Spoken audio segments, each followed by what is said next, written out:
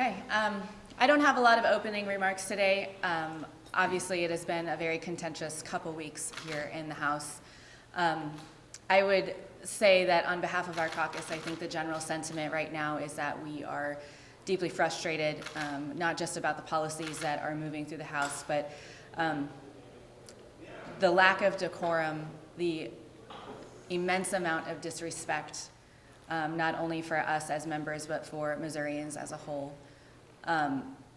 What's happening right now in our state, and I think happening in a few places across the country, but we'll speak about Missouri right now, is this really shameful essence of no longer wanting government to function. What we're seeing here are extremes taking over, not willing to listen. We're seeing Republicans being pressured in how they vote. Folks are going back on their word. Things are getting very, very heated and contentious here, as in many other places across America right now. What I would say to folks who are watching this, there's, as always, there's some good stuff going on. We're working really hard with the senators on the budget to try to get investments in Missouri, things that are priorities for our cities and businesses and families and educators, the list goes on. That work is still happening. But what is taking precedent and obviously priority for the Republicans right now are these giant culture war, divisive conversations that do nothing to move our state forward. We've heard senators in the last week talk about marrying 12-year-olds off and how that's okay because marriages are healthy when they're 12 years old and forced into it. We are still having libraries completely defunded. We are still having Republicans advocate on the floor for small children to have access to military-style weapons. The list goes on. And instead of having actual debates about the things that matter, they're silencing us. And it's tough. But we have 4 weeks left, and we're going to continue to try with everything we have to fight for what our communities have sent us here to do, and that is to invest in Missouri, to protect the rights of citizens in our election process, and all the things that our folks deeply care about. So with that, I'm happy to answer any questions that you have about anything that's been going on. What breaches of decorum are you referring to? Within the chambers, there's a lot. You haven't heard us specifically point of order anything and call out rules because, no, people are not, standing up with objects that they shouldn't be. The rules are basically being followed. When I say lack of decorum, I mean Republicans tagging Democrats on Twitter and calling them crybabies and using ridiculous childish language. I mean Republicans making promises and giving us their word on process and timeline of things and then going back on that, and people saying things like, I can't control it, I can't control them. The decorum that normally in this place, even when we disagree on policy, exists between lawmakers that makes me proud to be an elected official is gone. Does that include the timeline in which the trans bills were debated? Were you told later than this week? Yes, I was told that we would have one debate, that it would all happen on one day. Obviously, we are going today, we did the medical, we're gonna come back again and do the sports bill next week, then we're gonna have the Senate bill, and so yes, that is one example that I was told something that did not happen. With the Senate bills, I know the Senate versions are gonna be in general laws exec out today. Chairman Riley said he does not anticipate any amendments to it, which could mean these bills would have the sunsets after 4 years for some portions. It also would include the grandfather clause. I know you wouldn't want any of these bills to be passed, but is that a preferable version versus the ones that were passed out today? I appreciate that question. When it comes to the anti-trans legislation, to use the word preferable is something I cannot do. What I can do is say that we're seeing across the country same pieces of legislation moving, and we're seeing court cases go after these because they are violating the Constitution. And so for that conversation, what we're looking for is something to stop what is happening and ensure that doctors are able to provide the care to their patients that their parents and them think is what's best for them. And so whatever bill that looks like, that is what we're aiming for. I want to talk a little bit, I don't know if you want to touch on it, Representative Mackey. Sure. You left the chamber upset, Yes. frustrated. Mm-hmm. What was going through your head? It's the lack of empathy, the lack of listening. I have tried my best to understand my colleagues and where they've come from and what issues are important to them and their constituents. In some cases, it's not hard for me to do because I grew up in a part of our state that looks very similar to places that a lot of those folks represent. I have voted on bills that my constituents haven't necessarily cared for from time to time because I think that my friends on the other side, it was something their constituents wanted and cared about. And I had the hope and expectation, I think everyone would say naively, that maybe, possibly, one of them, or two of them, or 10 of them who called themselves my friends would listen to me on an issue as important as this. But what they demonstrate over and over is that they lack any sort of courage, any sort of political will. They're sent here to push a button and do what the speaker tells them to do, and that's what they did again. And it doesn't get any easier to watch that happen. In some ways it gets harder. The Senate passed a 5-day school week bill to require 5-day school weeks, but only in urban counties that I think where charters are allowed currently. So like Jackson and St. Louis County. And, do you think that that is an improper infringement on local control? I haven't read the bill, so I'm going to ask a clarifying question if I may. So the bill you're referring to says that they have to have 5-day school weeks in the urban course and not the rest of the state? The rural districts are exempted From the requirement. Well, that's interesting. But then the urban ones, the people have to vote If they want. if they want it. So, yeah, Okay. if you're, like independents, for Yeah. example, Would vote they for would it, go yeah. back to a 5 and Okay. then their voters have to. Thank you for the clarification. I would say I am fine with a vote of the people on, almost every issue that we could sit here and talk about.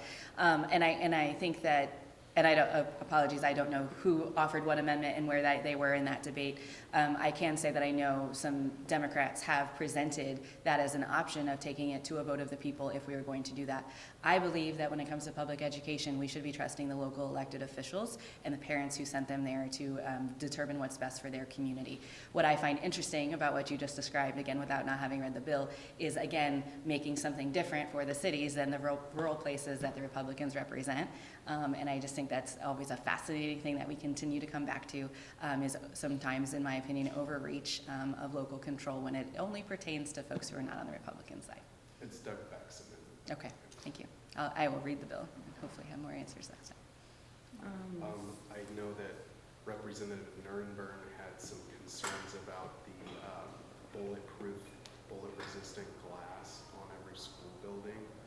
I'm just wondering, if you could elaborate on those. Well, what I said yesterday is that I found it really interesting that we won't actually talk about the guns, but we're going to take every other measure, whether feasible or unfeasible, to say, well, we're keeping our kids safe, right? So that proposal, even the sponsor couldn't even tell me how much it would cost, how many buildings are in our state, what would it cost to actually fortify every single door, every single window. Where do we stop? Is it next going to be body armor for every kid so they can go to school? Because the interesting thing about it, doesn't matter if we bulletproof the outside of the buildings, people are walking inside with guns, right? So what happens when the threat is from the inside? So I'm just sick and tired of talking about crime prevention or public safety and never addressing the guns. It's the guns. What do you, there's so many guns out there already. What kind of laws can we pass to do I tell you this? what, this caucus has a heck of a lot of good proposals. And I'll let our minority leader speak to that. Yeah, the one thing I will say before to get to that question, I supported in Springfield Public Schools, where I represent, a bond issue that put money towards fortifying our schools. I support the issue because of where we currently are. To the lady's point, that's not the frustration. The frustration is that's the conversation. What I want to add to this as a mother is it's really interesting to me that we are creating these spaces for our children where they're supposed to be safe and learning and thriving and building friendships and being kids. And what we're doing is creating a place where there are armed people everywhere, where there are locked doors to get in and out of. They shut behind you. There's metal detectors. It sure as heck seems like we're building prisons for our children to get used to. And when we have a conversation around crime prevention, public safety, you'll hear our folks often talk about the things that actually prevent these things from happening beforehand, making communities thrive, and things to break down the school to prison pipeline, where it seems the other side in this conversation is fortifying that, making it okay and normalized that our children have to go through these traumatic trainings and events every year of their schooling so that when the next phase comes in, they're ready for it. That next phase may look like debates that we've had on the floor of changing child labor laws so that little kids are allowed to go in workplaces. These are conversations they're having. All of these things are connected. And so when we have these moments that the lady talked about where we're frustrated that our time is being spent here and not talking about these big pictures, it's because it's all connected. And we are worried about the direction of where this is going. To answer your question, gentlemen, about proposals that we have so many. You've heard Representative Behringer many times on the floor talk about changing the age of kids who are allowed to have guns. Law enforcement officers have talked to us a lot about being able to take guns away that belong to the parents when children have them and having some sort of ramification. We've talked about the folks who are obviously not mentally stable and their families beg and plead for law enforcement officers to help them and they can't. Those are the laws that we would like to be talking about. I have a question. Please allow me to use a metaphor to explain my question. Okay. There's this saying in my native language that says that, like probably in every language, that the forbidden fruit is the most desired one. So banning guns or increasing the limitations to acquire one could be seen by some people as a way to make it like a forbidden fruit, so it could become more desirable. So since you spoke about bigger pictures, right, bringing new solutions and different solutions, I'm just wondering if in part of your solutions, is there any kind of program to help people not to desire the forbidden fruit, in this case guns? Because the assumption is somebody who wants the guns so bad with the cost arms that we have been seeing, they have a problem. And maybe the solution is not only stopping the guns, but addressing the problems that those people have. So Yeah, that's a really interesting question. I appreciate that. And I think there's some validity to that discussion, absolutely. My response is kind of twofold, if I may. The first thing I'll say is what we're seeing now isn't working, and that access is everywhere. And so that's obviously not the issue in this moment of folks seeking out something that is unattainable, so they want it more. And so my first response would be that we've got to do something about them now. I think the second piece of that is a legitimate conversation. But what's interesting to me in our country, you know, you look at organizations like the NRA, for instance, which my father is a card-carrying member of, by the way. I grew up in rural Missouri. I come at this conversation from a different place than people may assume. That organization used to spend so much time and money teaching kids on how to properly use guns and clean them and use them for hunting and self-defense, like on a farm. I grew up when we'd have copperheads come out and my dad would run and get the shotgun, and like I knew what to do in those situations. That's what the NRA used to do. That was their purpose, was to teach folks how to do this in a safe way and respect the weapon that existed for what it could do. I grew up with loaded firearms on my wall. I respect guns. I know what they can do, and I'm fearful of them, as I should be. I also know how to use one when necessary. That's what that organization used to do. Now, they're investing billions of dollars in lawmakers who are trying to make guns make more profit. And so I do think that, to your point, that is a discussion that could be had. The unfortunate reality is where we are in our country, where we're having mass shootings multiple times a day. in places where there are armed guards, where there are good guys with guns every day. We can't talk about the larger solution without actually hammering it down and having a real conversation about the right now. And so I appreciate that question, and I wish we could get there. Unfortunately, kids are dying.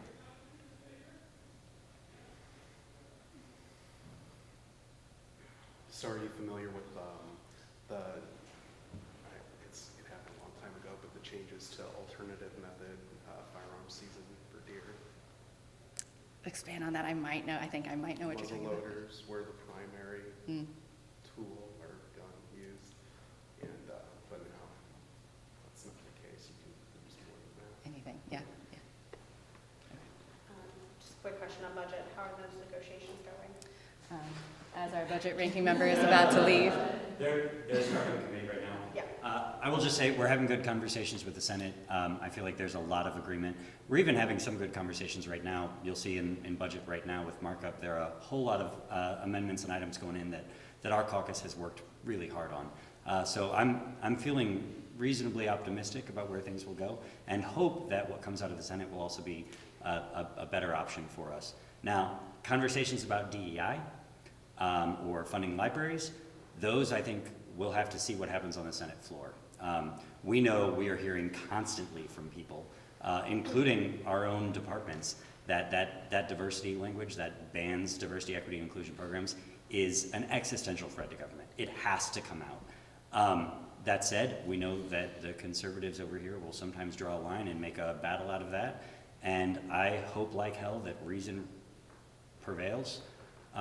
As for libraries, same thing. I'm optimistic that the committee over in the Senate side will put the money back in committee. I'm not so confident that it stays there. Again, Republicans in this weird world we live in have decided that libraries and information are the enemy, and are drawing a battle line around funding libraries. Do you think someone like Cody Smith would make a good state treasurer? No. No. No. Any other questions?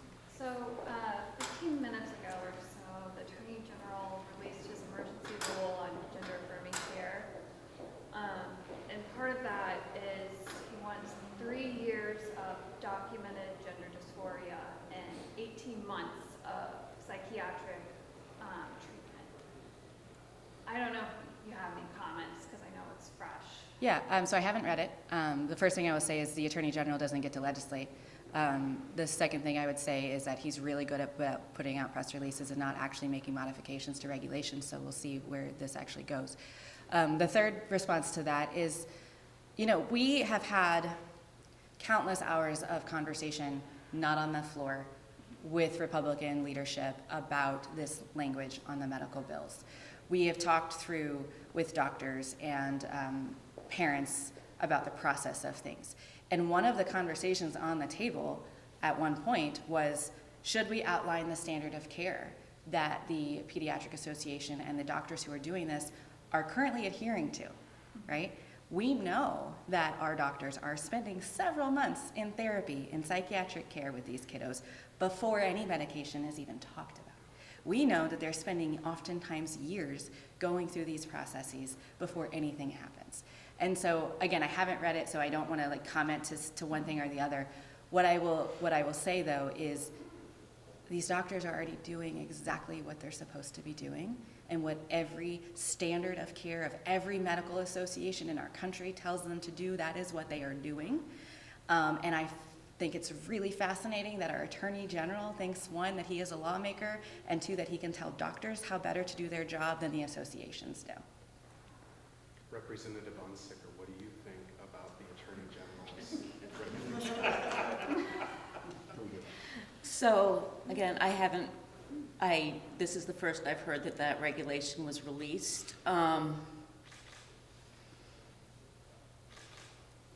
For one, I'm frustrated that he said something weeks ago that he was going to do that and put out a press release and sat on it.